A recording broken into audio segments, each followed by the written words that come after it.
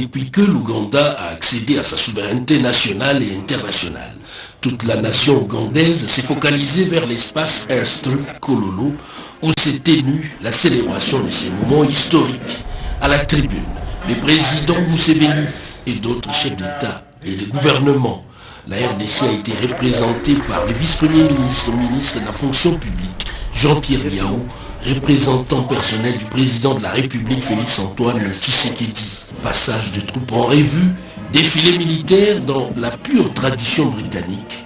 Au nombre de chefs d'État présents à Kampala, l'on note la présence du Kenya William Ruto, les Somaliens Hassan Sheikh Mohamed, les Sud-Soudanais Salva Kiir, les Burundais Evariste Ndayishimiye, ainsi que les représentants du Rwanda, de la Tanzanie et le secrétaire général de Eastern Africa Community. Tous ont plaidé pour le renforcement de la coopération entre États et le retour de la sécurité dans la sous-région. Singulièrement, le Kenyan William Ruto et le Burundais Evariste Ndayishimiye ont insisté sur la stabilité dans la partie est de la République démocratique du Congo.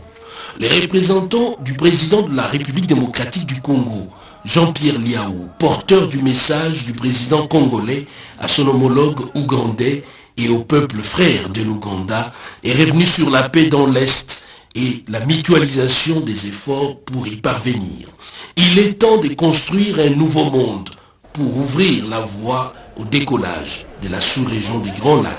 Message fort de Félix-Antoine Tshisekedi aux acteurs clés de la sous-région. Il m'a aussi chargé de transmettre le message de paix et de fraternité. La paix parce que notre espace géographique a longtemps souffert des conflits armés, des problèmes sécuritaires. Les problèmes méritent que nos efforts soient conjugués, que nous puissions mutualiser nos forces afin de construire ensemble une paix durable et définitive. À l'est de la République démocratique du Congo, les sangs a beaucoup coulé. Pour le président de la République démocratique du Congo, il est temps de construire un nouveau monde, de construire une paix durable, une région de paix avec des opportunités de développement et d'émergence. Voisins,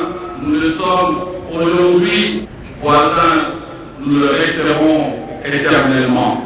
Coiffé de son chapeau traditionnel, le président ougandais Yoweri Kaguta Museveni, dans un long discours, a relevé la nécessité d'une stabilité dans la sous-région et l'importance d'une intégration régionale réussie dans tous les domaines à travers une synergie entre États, à travers la communauté de l'Afrique de l'Est. La République de l'Ouganda accomplit 60 ans d'accession à la souveraineté nationale et internationale, en parfaite communion avec Kampala, où la solennité a été organisée. À Kinshasa, l'ambassadeur de l'Ouganda à RDC, Kailissa Farid, a célébré cette illustre fête nationale. Plusieurs délégations des corps diplomatiques des pays amis de l'Ouganda ainsi que nombreuses personnalités. Ces dignitaires congolais ont rehaussé de leur présence la cérémonie. C'est une belle occasion pour les premiers des Ougandais et représentants du président Museveni en RDC de saluer les relations bilatérales, cordiales, d'amitié entre les deux États qui engagent plusieurs domaines avec plusieurs projets d'intérêt commun déjà opérationnels, principalement sur le plan politique, militaire et économique. Il a félicité le président Félix Tshisekedi pour son passage à la tête de l'Union africaine avec un leadership éclairé qui a permis l'élargissement de la communauté des États d'Afrique de l'Est. Aujourd'hui, il continue de réaliser des exploits à la tête de la CEEAC et la SADC. L'Ouganda, son pays, reste engagé aux côtés de la RDC dans la lutte contre les groupes armés. Sur le plan bilatéral, les deux pays entretiennent des relations cordiales avec une coopération de haut niveau qui vise à réaffirmer l'engagement commun de renforcer la coopération dans différents secteurs en vue de promouvoir la paix, la stabilité et la prospérité des deux pays, en vue de transformer cette région d'une zone de guerre en une zone économique. Le ministre du Développement rural, François Kubota, a représenté la RDC Profitons de cette occasion indiquer notre appréciation pour la coopération bilatérale dans les domaines militaires entre la République du Ouganda et la République démocratique du Congo. Cette coopération entre dans la ligne droite de la vision de son Excellence M. le Président de la République, Félix Antoine Tshisekedi Tshilombo, pour que la paix reste et soit restaurée dans la partie est de la République démocratique du Congo. Une ambiance de convivialité a caractérisé cette fête. Cette table ronde a réuni les producteurs, les utilisateurs, les recycleurs et négociants du cobalt, aussi les experts et la société civile autour du gouvernement pour discuter sur la transition énergétique, aussi sur les rôles essentiels à jouer par la RDC pour bien assurer cette transition énergétique verte, équitable et juste. Les participants à cette rencontre organisée par Cobalt Institute, une association mondiale représentant l'ensemble des industries et la chaîne de valeur du cobalt, ont écouté les différents panélistes, aussi le ministre de l'Industrie Julien Paluku Kaongia, une occasion pour lui de plaider pour la transformation locale des matières stratégiques des minéraux congolais qui participent à la fabrication des batteries électriques.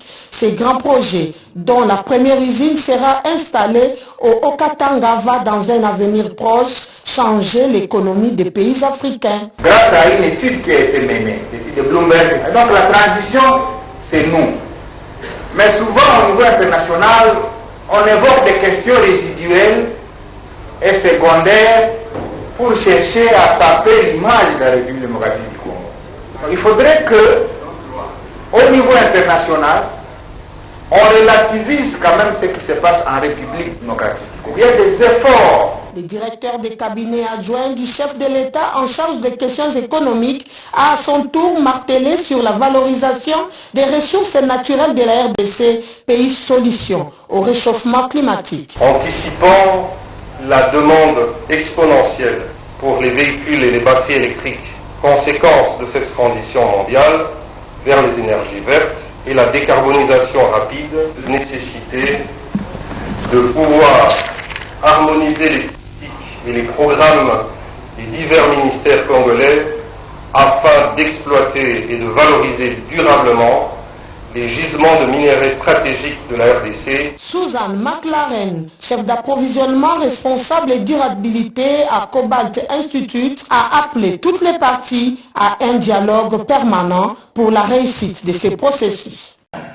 À l'occasion de la cérémonie marquant la reconnaissance des cadres et du commandement du chef d'état-major général. Le chef d'état-major général sortant des forces armées de la République démocratique du Congo, le général d'armée Mbala Moussense Célestin, a supervisé ce lundi 10 septembre 2022 devant les grands bâtiments de l'état-major général les travaux des préparatifs de la cérémonie des reconnaissances des grades et des passations des commandements à l'état-major général entre lui et le nouveau chef d'état-major général, le lieutenant général Thuo Esongesha Christian. Ces entraînements se sont déroulés en présence de plusieurs hauts gradés des FARDC, notamment les généraux-majors Lingonza, Ndour Jacques et Chikochi Tambo Jérôme, récemment désignés respectivement aux fonctions des chefs d'état-major général, adjoint en charge des opérations et renseignements et sous-chef d'état-major général en charge des opérations. Les gouverneurs militaires de la province du Nord Kivu, le lieutenant général Ndima Konga Constant, a rehaussé de sa présence à ces entraînements profitant de son séjour à Kinshasa pour la remise et reprise avec le nouveau chef d'état-major général adjoint en charge de l'administration et logistique, le général-major Kasonga Chibangu, Léon Richard. La présence du chef d'état-major général sortant, le général d'armée Mbala Moussense Célestin, dans ses entraînements, dément les rumeurs et les informations véhiculées sur l'arrestation du général d'armée Mbala Moussense Célestin le dimanche dernier.